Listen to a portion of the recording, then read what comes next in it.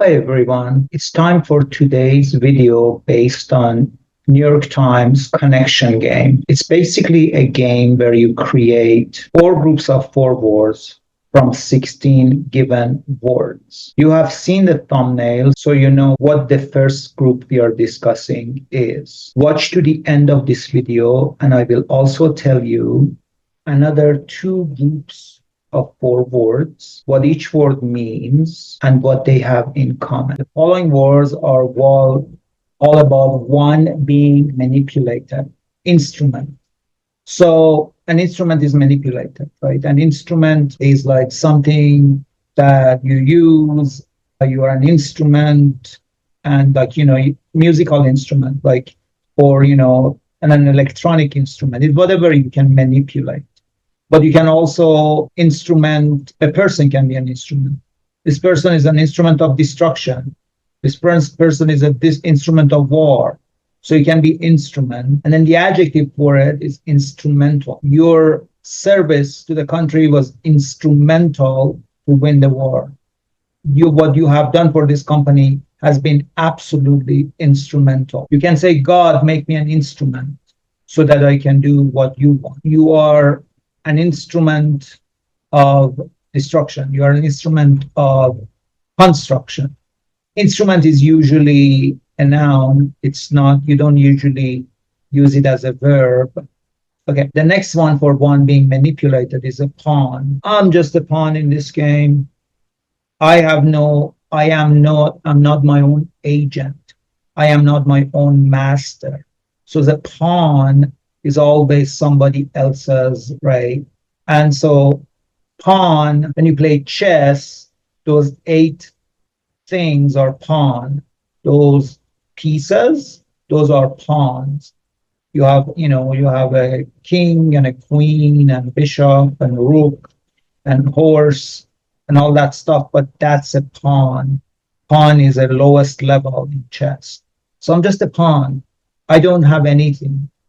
I'm not the king. I'm just a slave. I'm a pawn. And then to pawn something off as a verb is to kind of sell it or just give it away or kind of put it on sale, pawn it off, just get rid of it, sell it, whatever. English can be so confusing. Watch this little clip and you know what I mean. So if the first word is wine, the second word would be magazine. You don't see how, that's all right. I saw in the clip, you can never predict where something is gonna go. You can use your judgment and you can use all your best guess, but it won't work. You just saw the little funny clip, and this is why English is so confusing. And this is why I am so glad and I appreciate you watching my videos and coming here and doing this thing with me every day.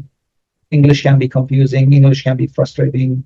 I've been doing this for more than 40 years. But the good news is that if you keep doing this, your English is going to be better than, the American, the English people that were born to the culture. So I've been studying English for more than 40 years, and your English could be better than the people who are native speakers. Watch this video and watch movies in English language with English subtitles, because get rid of your dictionary. You don't want to use a dictionary, okay? With the link in the description of this video, join my Patreon for amazing English lessons. Every few weeks, we have live sessions on confusing words. We practice together in a fun group setting. You learn vocabulary deeply and use it correctly. With my simple method, your English skills will improve fast. Don't miss out on this opportunity to take your English to the next level. Puppet is also an instrument, right? It's a puppet. Now, puppet usually is something that, you have a puppeteer, that the puppet has strings attached to it, that's a puppet. And you're somebody else's puppet. You don't even, you're somebody else's pawn. You're not even your own person. You don't have agency of your actions. And then the person who manipulates the puppet is called a puppeteer. That person is a puppeteer. And then, yeah, and puppet can be, puppet is various forms. Puppet can be the ones with the string, or even the ones that you wear on your hand and move it. That's also a type of a puppet. I think another one, probably for that with the hand one, could be a muppet. But basically, I'm just a puppet. I'm not, this president of this company, this president of this country is just a puppet. He's not his own. He's having his strings pulled by somebody else, right? And the next one, for one being manipulated, is you're just a tool, man. You don't have any authority. You don't have any agency. You're just a tool. Tool means, any instrument. A tool could be, what you use for your car. A wrench is a tool, right? There was a big sitcom in America called Tool Time that we're talking about, how do you fix your car, or how do you fix your elevator, or how do you fix your washing machine. Tool. And then tool can be a verb, tool something up to kind of, beef it up. And, but also tool is an insult. You're just a tool, man. You're just an idiot. You're a tool. And all of these are actually kind of insults. If you call somebody a tool, he's just a tool. He's just an idiot. It's just a puppet. Still an insult. Pawn, an insult. You're just a pawn. Hey there, friend. Nice to meet you. I am Hamid. Sorry for the interruption. If you are enjoying this video and are looking to take your English fluency and vocabulary to the next level, I've got something special for you. I offer personalized one-on-one coaching sessions tailored to your unique goals and interests. Whether you're focusing on grammar, vocabulary, pronunciation, or all around communication skills, I'm here to help you master English in a way that's fun and effective. Ready to elevate your English? Click on the link in the description below to book your session with me today. Let's embark on this journey to English mastery together. Don't forget to like, share, comment, and subscribe for more tips and tricks on mastering English. The next group is sorcerer's output, charm. Now, charm, I've done videos on charm before. You can charm somebody. It's kind of like enchant them. I am charmed by your beauty, by your charisma. To charm somebody, right? That's the verb. That's where we have charming. Somebody who's enchanting, somebody who's charming, somebody who can charm you. And then, so there's a verb and a noun. So to charm, to charm somebody, to enchant them. But then a charm as a noun, that's a charm. Like, when you have a rabbit's foot, it's a charm. That's where the sorcerer's output. Or, and then we also even have things like expressions like third time is the charm. Third time is the best time. Or, that's when when you maybe fail at something 2 times and say third time is the charm, So, but then that's my lucky charm, I wear this shirt and I wear this hat because that's my lucky charm, right? The next word for sorcerer's output is hex. Now, hex is another thing that a sorcerer can hex you and can put a hex on you.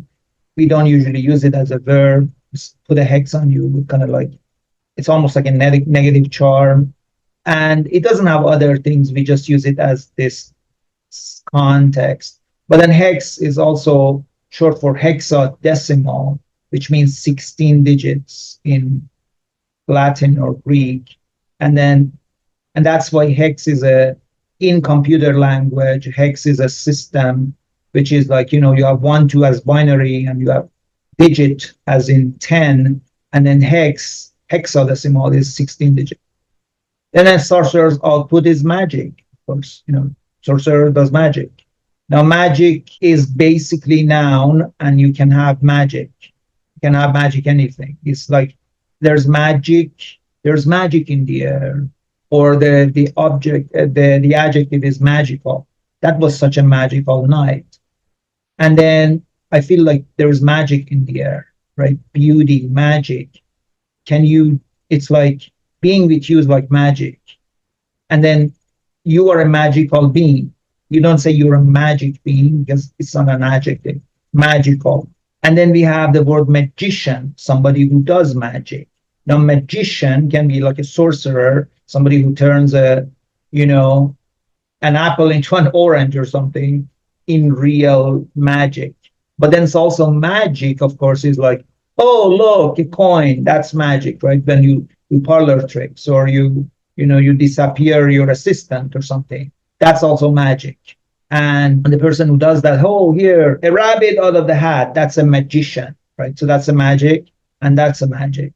There's magic in the air, everything is magic, I can feel the magic, and then sorcerer has magic. The last one for sorcerer's output is spell. Spell means I put a spell on you, as in I'm controlling you. Like, when you do a voodoo doll with the needles, that's putting a spell on them. You cast the spell, right? When you cast the spell, that's you make somebody, put you under the spell. And of course, spell simply means spell my name. It's magic, magic, magic, right? Can you spell my name? Okay, so spell my name, right? Playful, P-L-A, that's spelling. But and then that's why spellbind, and somebody who's spellbound.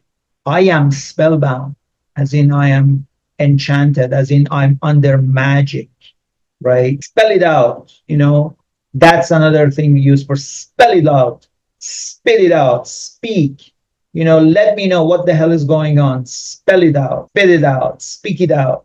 And also spell is used for spell. That means for a little bit of time. I'm going to go see my mother for a spell, for a little bit of time. That's spell also.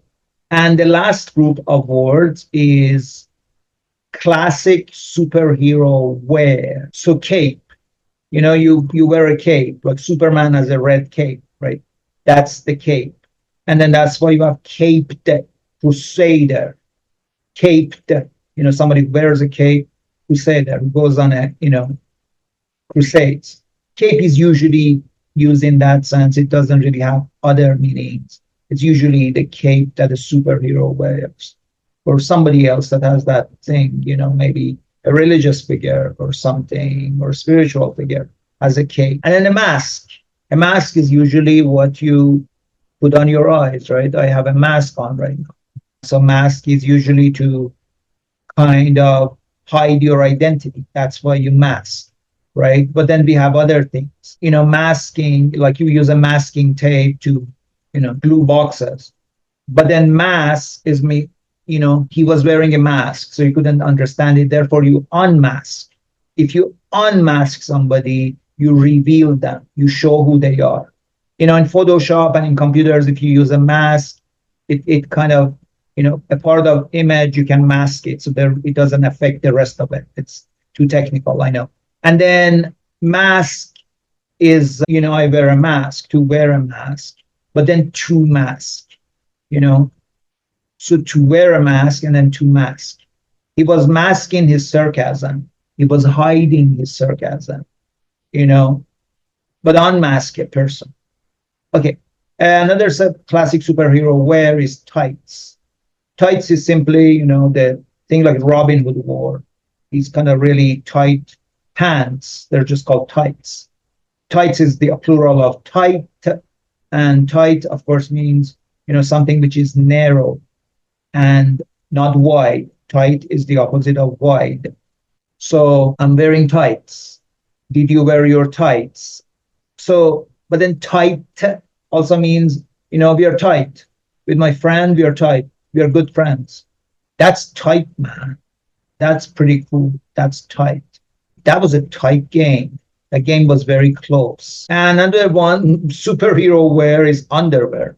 I don't know why superhero would wear underwear, but whatever. Underwear is superhero wears underwear. And yeah, so underwear is what you wear under, of course. Underwear, what you wear. Now, under is, of course, the opposite of over, opposite of above. But wear, wear, is to wear something. Another word to wear something is to put something on, right? I'm wearing a hat. I have a hat on. But then wear, it could be ware, like a werewolf, right? You know, the person who turns into a werewolf. And then, yeah, so where, you know, and then we have like things like software, right? Software, that's with that ware, or hardware, or, you know, things that have something to do with something else. Software, hardware, gameware, things that are used for a game. Anyways, I hope you like this. I hope you come back tomorrow.